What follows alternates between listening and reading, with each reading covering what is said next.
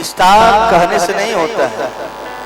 देखिए मैं बता देता हूँ, देसी चीज को लेकर जो चले उसको देसी स्टार कहते हैं। क्या बोलूं, ये भोजपुरी को मिट्टी से लेकर चला है मेरा भाई, देसी इसको कहा जाता है।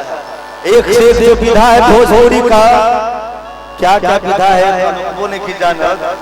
अब गोलू बहुत ही पारंगत है इसमें, और मैं चाहूंगा कि गोलू एक बार पूर्वी सुना दे तान में, तो बड़ा अच्छा लगता है। ना ना ना ना ना ना ना ना लो गोलू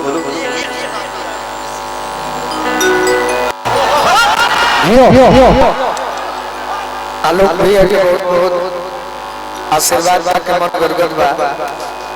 बड़े भैया सोनू जी के बहुत बहुत शुभकामना बा। आयो भी जवान भैया के संगीत बा, अरे तो हमरा के फंसा देने भी हम वहां पे फिर में ना रही, बाकी जब भैया के आदेश बा एक एगो गीत सुना देते हैं। कौन स्केल बा बीबा? हाँ तो ठीक तो बा।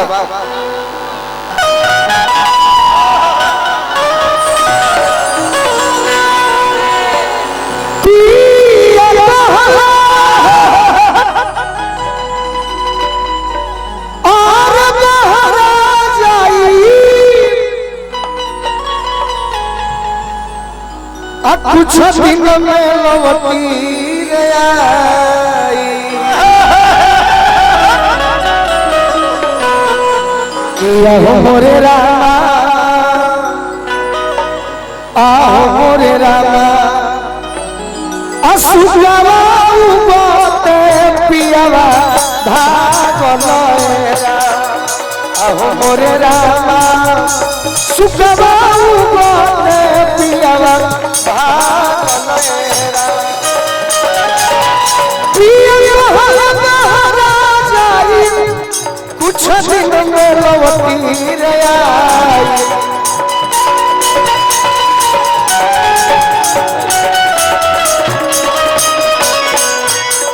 किया हो मोरे रामा, रानी जी तनी चलाई, सुखवा उगते पियावा भागलएरा। हो मोरे रामा, सुखवा उगते पियावा भागलएरा। यही गीत में ये गाना तो हम पूरा जरूर करो। हमारी उपस्थिति भी आज एक से एक बड़े कलाकार आई बनी, जहां हर आवाज के जादूगर आलोक भैया खातिर भी जोरदार ताली रोला से बजा दी। आज के मुख्य अच्छा कलाकार में डिम्पल सिंह जी, ट्रेंडिंग स्टार खेसारी लाल जी, भाई राहुल पांडे जी, खुशी कमर, धनंजय बाबू, ऐसा सब कलाकार विकास सिंह वीरप्पन भैया के प्यार में आई बा। तो हमारी उपस्थिति ऐसे हो जाए।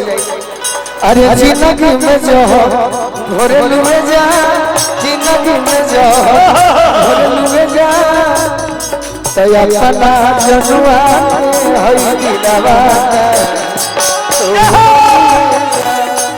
अपना जनुआ हई सुखवा उगते पियावा भागलएरा। सुखवा उगते पियावा। और कहतरी जाए ही देती को बहु, लाखों बेरिया कही कनर को बहु।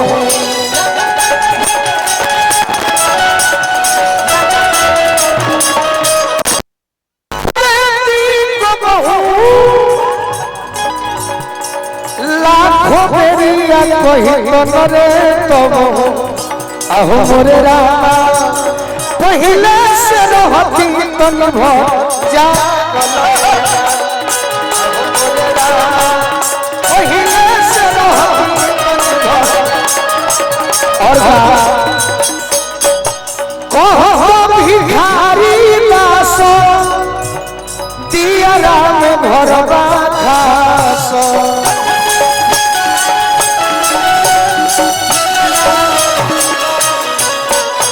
कहता भिखारी कहता भिखारी कहता भिखारी दास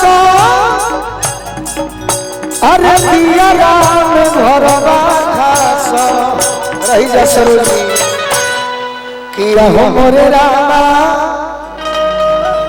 अरे ये सोची मनवा भइले पागल हो मोरे रामा ये सोची मनवा भइले पागल